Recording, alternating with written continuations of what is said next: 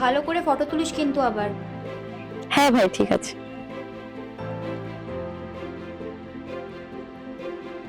আরে একটা ফুল নে না। হ্যাঁ হ্যাঁ, একদম। চশমাটা পরে থাকবো নাকি খুলে দেবো? খুলে দেখি।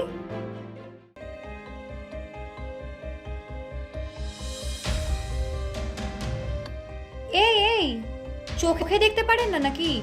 এখানে শুট চলছে, মাঝখানে কোথা থেকে হাঁটছেন এখানে? আপনারাই তো রাস্তার মাঝখানে শুট করছেন, আমি নিজের কাজে যাচ্ছিলাম। কি সাহস, আবার মুখে মুখে তর্ক করছে। এখানে একটা শুট চলছে, এখানে একটা মডেল দাঁড়িয়ে আছে, আর এখানে মাঝখান থেকে চলে যাচ্ছেন। কি লজ্জা শরম আছে নাকি নেই? আবার আমার উপরেই আপনি চিৎকার করছেন। আরে সোহা, তুই ওনাকে এভাবে কেন বলছিস? ভুলটা তো আমাদেরই, আমরাই মাঝে রাস্তায় শুট করছি, এটা তোর বোঝা উচিত। তুই চুপ করে থাক, ঠিক আছে? আর এত বড় বড় কথা বলিস। তুই যে মাসে স্যালারিটা পাস সেটা আমি তোকে দিই, আর আমি পয়সা দিচ্ছি বলে না তোর সংসারটা আজকে চলছে। আবার তুই আমার মুখের উপরে কথা বলছিস। এইসব কথা অন্য জায়গায় গিয়ে বলবি, আমার সামনে একদম বলবি। তুই আমার বন্ধু হোস, আমি তোর খারাপ কখনোই চাইনি। আমি সবসময় চেয়েছি তুই যাতে আরো ভালো জায়গায় যাস, তোর উন্নতি হোক। তুই আমাকে এভাবে অপমান করতে পারিস না। এই শোন, তুই রাখ তো তোর ওই উন্নতি তোর কাছে, আমার দরকার নেই। আমার উন্নতি আমি ঠিক করে নিয়েছি। তুই নিজেরটা দেখ, নিজেকে নিয়ে চিন্তা কর যে নিজের ভবিষ্যতে কি করবি। ভবিষ্যতে তো তোর কিছু নেই, আমার পয়সাতে তোর সংসার চলছে, আবার বড় বড় কথা বলছিস। আর এই লোকটা নিজেকে বিশাল কিছু মনে করছে। আমি নিজের কাজেই যাচ্ছিলাম, আর আমি কোনোভাবে শুটের মাঝখানে আসি। আর যদিও আপনারা শুট করছেন মাঝখানে করছেন, সেটাও কিন্তু ইল্লিগাল, ঠিক আছে? ও হ্যালো, আপনাদের মতন ছেলেদের না আমার খুব ভালো করে জানা আছে।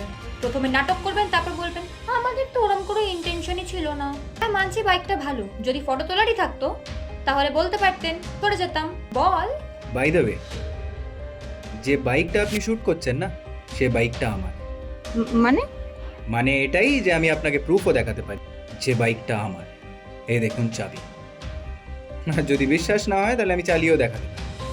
আরে আপনি তো আমাকে ভালো করেই বলতে পারতেন, আমি সরে যেতাম। অ্যাকচুয়ালি এখানে আমার ফটোশ্যুট চলছিল, আর এটা আমার ব্র্যান্ডকে পাঠাতে হতো, আর ওখান থেকে আমি পয়সা পেতাম।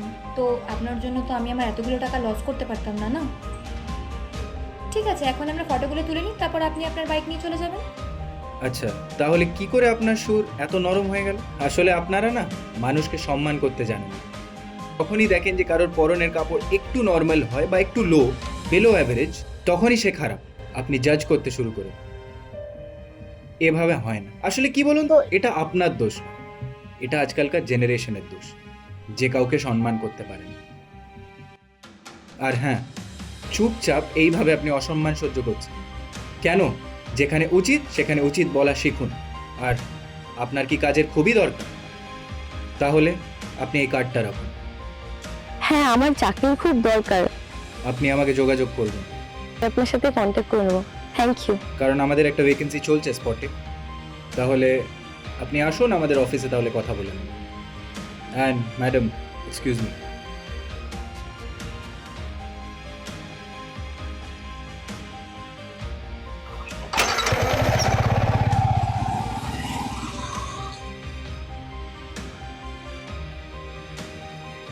তুই নিজেকে আমার বন্ধু বলিস, ও কার্ড দিল আর তুই কার্ডটা নিয়ে নিলি। চুপ কর সোহা, অনেকক্ষণ ধরে তোর এসব শুনছি আমি।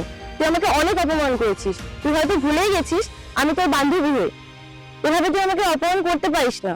আর তুই থাক তোর এখানে, আমি চললাম।